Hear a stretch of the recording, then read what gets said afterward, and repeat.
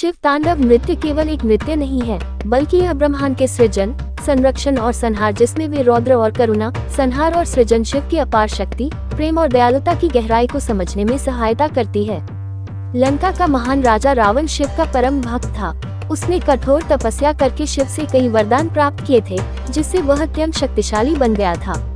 अपनी शक्ति के अहंकार में एक दिन उसने सोचा कि उसे शिव को अपने अधीन कर लेना चाहिए ताकि वह ब्रह्मांड का सर्वशक्तिमान राजा बन सके।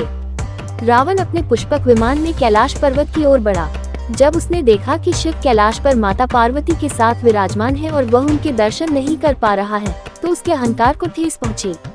उसने सोचा, अगर मैं स्वयं शिव को अपने महल में ले जाऊं, तो मेरी महिमा अनंत हो जाएगी। इस विचार से प्रेरित होकर रावण ने कैलाश पर्वत को उठाने का प्रयास किया।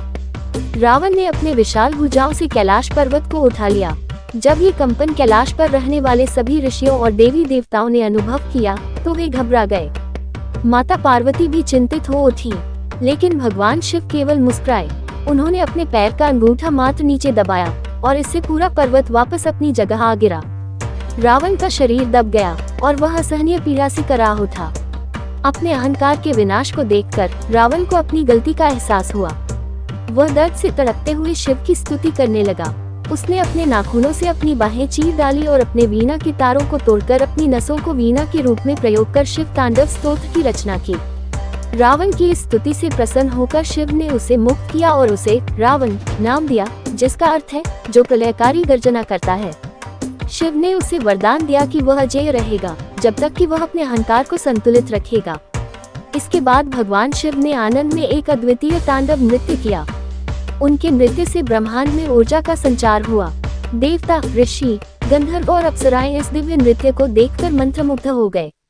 जब शिव क्रोध में आकर ब्रह्मांड को संहार करने के लिए नृत्य करते हैं, जब वे आनंद और प्रेम में लीन होकर नृत्य करते हैं, शिव को नटराज कहा जाता है, जिसका अर्थ है नृत्य के राजा। उनकी नटराज मूर्ति इस तांडव नृत्य को दर्शाती है। इसमें एक पैर उठाकर नृत्य की मुद्रा में होता है, जो ब्रह्मांडीय चक्र को दर्शाता है। एक हाथ अभय मुद्रा में होता है, जो भय से मुक्ति का प्रतीक है। दूसरा हाथ डमरू पकड़े रहता है, जिससे ब्रह्मांड की नाद ध्वनि उत्पन्न होती है। एक हाथ में अग्नि होती है, जो संहार का प्रतीक है। उनका दूसरा पैर एक राक्षस के ऊपर होता है, जो अज्ञान को कुचलने का संकेत देता है। जब माता सती ने अपने पिता दक्ष के यज्ञ में आत्मदाह किया, तो भगवान शिव ने अत्यंत क्रोधित होकर तांडव नृत्य किया। इस नृत्य से सारा ब्रह्मांड हिलने लगा। उनका ये रौद्र रूप देखकर सभी देवता भयभीत हो गए।